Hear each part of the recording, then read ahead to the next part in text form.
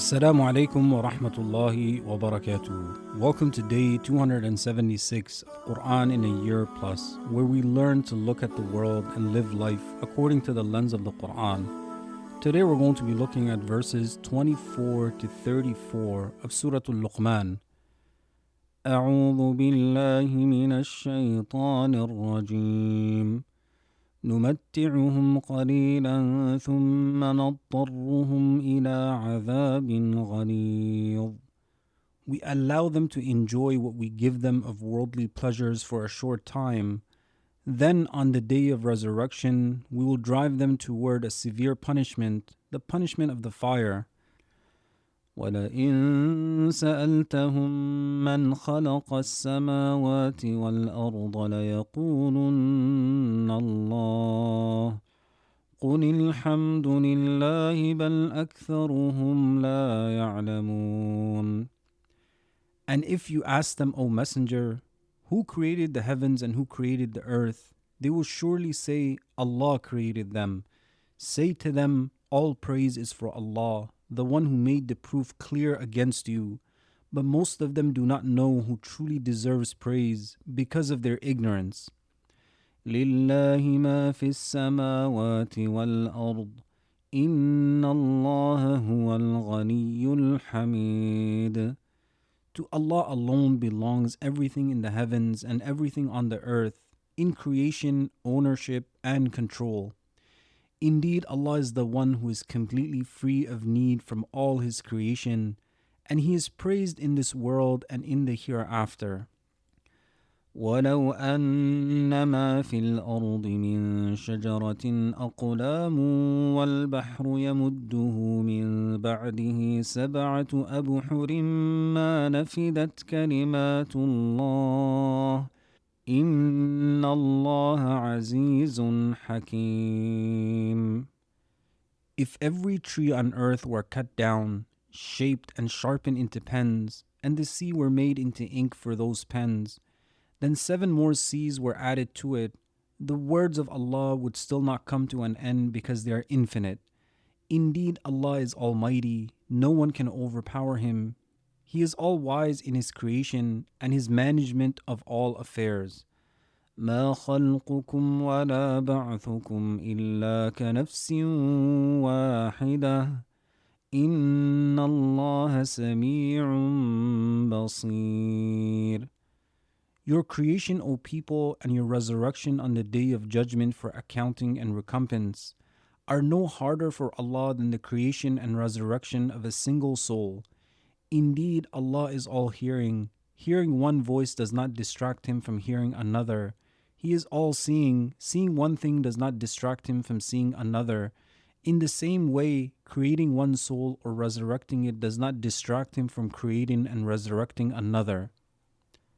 أَلَمْ تَرَ أَنَّ اللَّهَ يُولِجُ اللَّيْلَ فِي النَّهَارِ وَيُولِجُ النَّهَارَ فِي اللَّيْلِ وَسَخَّرَ الشَّمْسَ وَالْقَمَرَ كُلٌّ يَجْرِي إِلَى أَجَلٍ مُّسَمًّى وَأَنَّ اللَّهَ بِمَا تَعْمَلُونَ خَبِيرٌ.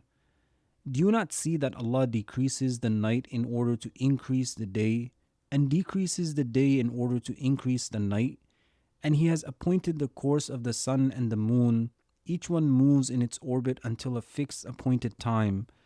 And Allah is fully aware of what you do. Nothing of your deeds is hidden from Him, and He will repay you for them. ذلك بأن الله هو الحق وأن ما يدعون من دونه الباطل وَأَنَّ اللَّهَ هُوَ الْعَلِيُّ الْكَبِيرُ. That perfect control and precise arrangement testify that Allah alone is the truth. He is true in His essence, His attributes, and His actions, and whatever the polytheists worship besides Him is falsehood with no real foundation. And Allah is the Most High in His essence, His power, and His status over all His creation. There is none higher than Him, and He is greater than everything. أَلَمْ تَرَ أَنَّ الْفُلْكَ تَجْرِي فِي الْبَحْرِ بِنِعْمَةِ اللَّهِ لِيُرِيَكُم مِّنْ آيَاتِهِ إن في ذلك لآيات لكل صبار شكور. Do you not see that ships sail through the sea by Allah's kindness and by His making it possible for them to move? This is so He may show you, O people, some of His signs that point to His power and His gentleness.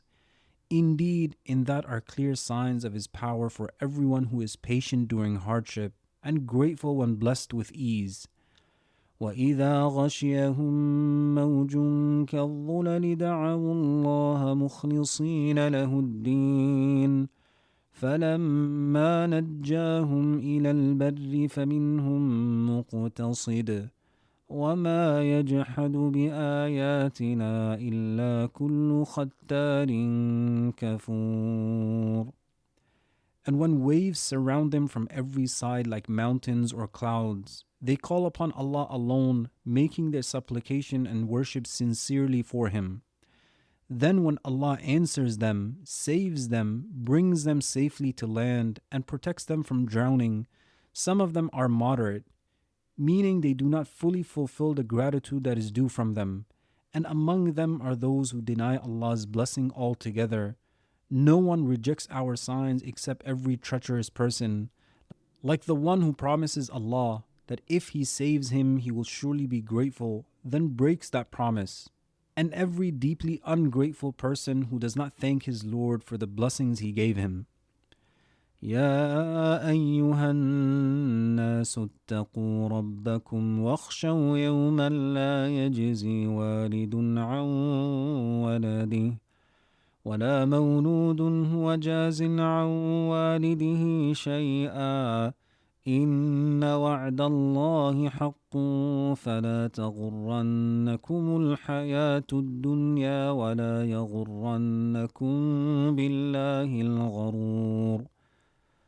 O people, be mindful of your Lord by obeying His commands and avoiding His prohibitions, and fear the punishment of a day when no parent will be able to benefit his child at all, and no child will be able to benefit his parent at all. Indeed, Allah's promise of recompense on the day of resurrection is firm and will certainly happen. So do not let the worldly life deceive you with its desires and distractions, and do not let shaitan deceive you about Allah by making you rely on Allah's forbearance toward you and His delaying of punishment.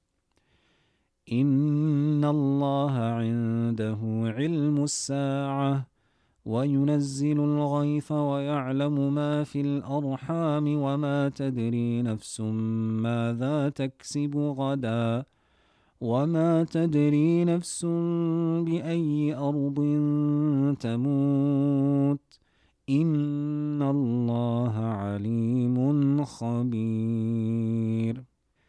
Indeed, Allah alone possesses the knowledge of the hour. He knows when it will occur. He sends down rain whenever He wills. He knows what is in the wombs, whether it is male or female, wretched or blessed, and all other conditions of the child in the womb. No soul knows what it will earn tomorrow, whether good or evil, and no soul knows in which land it will die. Rather, Allah alone knows all of that. Indeed, Allah is all knowing and all aware. Nothing of these matters is hidden from Him. As we reflect over today's verses, Allah, glorified and exalted is He, mentions that His words can never be exhausted. To bring this meaning closer to our understanding, He presents a powerful example. He says, if all the trees on earth were pens, and the seas were ink, replenished by 7 more seas, words of Allah would still not be exhausted. Surely Allah is Almighty, All-Wise.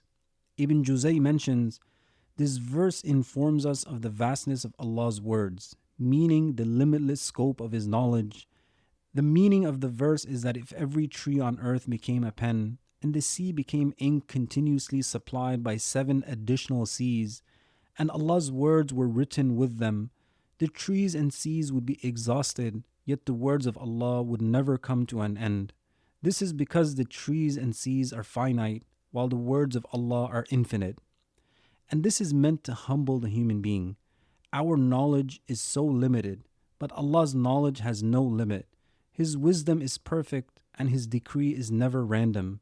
But having knowledge about Allah is one thing, and knowing Allah is another thing, where it shapes the way a person lives, where it leads them to establish Tawheed, the oneness of Allah in their lives. And knowledge is only beneficial when it changes the way we live. The disbelievers knew that Allah was the creator and sustainer, yet they still associated partners with Him. Their knowledge did not benefit them because it did not lead them to worship Allah alone. And Allah, He says about them, but most of them do not know. Ibn Uthaymeen explains that Allah negated knowledge from them because its benefit was absent. Sometimes something can be described as non existent because it produces no meaningful effect. Most of these stubborn rejectors and polytheists either lack knowledge altogether or they possess knowledge but fail to benefit from it, since true knowledge is that which leads a person to the truth and transforms their actions. Knowledge that is not acted upon is treated as though it does not exist. And this is important for us as well. The question is not only, do I know Allah? The bigger question is, has what I know about Allah changed me? Has knowing that Allah sees me changed what I look at? Has knowing that Allah hears me changed how I speak?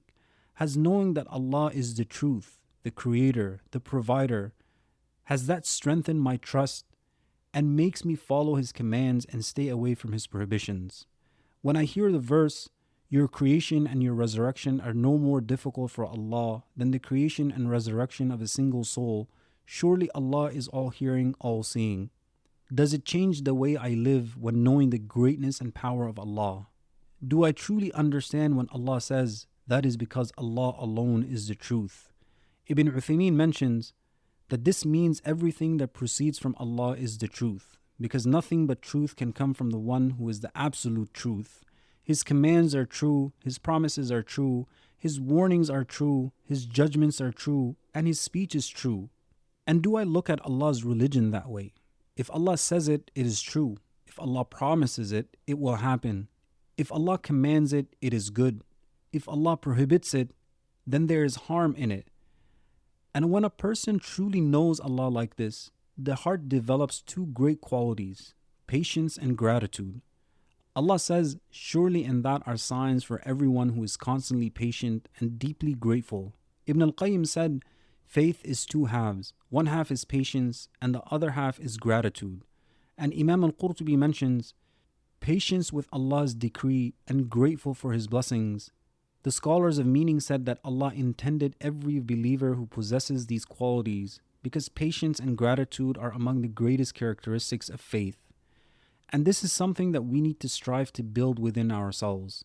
Grateful for the blessings that we have in our lives, and to be patient upon Allah's obedience, patient upon staying away from haram, and patient upon what befalls me. And Abu Hayyan explains that after mentioning ships sailing through the sea, a place where travelers naturally experience fear and certainty, and after mentioning Allah's blessings upon them, it was fitting that the verse conclude with patience and gratitude. Patience is needed in the face of danger and hardship, while gratitude is needed for Allah's blessings and protection. The verse means that in the sailing of ships upon the sea are clear signs and evidences of Allah's perfect attributes. These signs are recognized by those who are abundant in patience, patient in obeying Allah, patient with His difficult decrees, and patient in staying away from sin. They are also recognized by those who are abundant in gratitude for Allah's countless blessings. And in every situation, especially those moments where I don't feel motivated, we push ourselves to remain patient upon Allah's obedience and grateful for His blessings. Imam al-Razi explains that the believer remembers Allah both during hardship and during blessing. When a trial befalls him, he responds with patience. When a blessing reaches him, he responds with gratitude. Because of this, every circumstance becomes an opportunity to draw closer to Allah. Difficulty becomes a means of patience, and ease becomes a means of gratitude. In both situations, the believer remains connected to his Lord. And this is the kind of faith we are trying to build, a faith that remains connected to Allah in both comfort and hardship. And then Allah turns our attention to the final destination, a day when no one can carry us, a day when no one can answer for us. He says, O people, be mindful of your Lord and fear a day when no parent will benefit their child in the least, nor will any child avail their parent in any way. Sheikh Sadi mentions, Allah commands all people to have taqwa of Him by obeying His commands and avoiding His prohibitions. He then directs their attention to the day of resurrection, a tremendous and terrifying day when every person will be concerned only with themselves. On that day, no one will be able to increase another person's good deeds or lessen their sins. Every servant's deeds will have been completed and their recompense fully established. Reflecting upon the reality of that overwhelming day strengthens a person and makes it easier for them to live with taqwa of Allah. And he also says, this is from Allah's mercy toward His servants. He commands them to have taqwa because it is the path to their happiness. He promises them reward for it. He warns them of punishment if they neglect it. And He awakens their hearts through reminders, warnings, and powerful admonitions. And Allah says, surely the promise of Allah is true, so do not let the life of this world deceive you, and do not let the deceiver deceive you concerning Allah. Shaykh Sa'di explains that Allah's promise is unquestionably true, so believers should never doubt it or live like those who do not truly believe in it. For this reason, Allah warns, do not let the life of this world deceive you. Do not be distracted by its beauty, attractions, pleasures, trials, and temptations. And He warns, and do not let the deceiver, shaitan, deceive you concerning Allah. The deceiver is shaitan, who never stops trying to mislead people. He fills them with false hopes, empty promises, and misplaced confidence. Allah has rights over His servants, and He has promised a day when every person will be judged according to their deeds, and whether they fulfilled His rights or fell short. This reality deserves a believer's full attention. It should become the central concern of life and the most valuable investment a person pursues. Among the greatest obstacles that prevent a person from preparing for that day are two things: the attractions of this worldly life and the whispers of shaitan. Therefore, Allah warns His servants not to be deceived by either of them. Shaitan continually promises, tempts, and reassures people with false hopes, but his promises are nothing but deception. So to summarize the message of today's verses, truly know the greatness of Allah. Let that knowledge change you. Live between patience and gratitude. Prepare for the day that we will stand before Him. And do not let the world or shaitan distract you from your destination, because the promise of Allah is true, and the wise believer is the one who lives today in light of the day they will meet Allah the Almighty.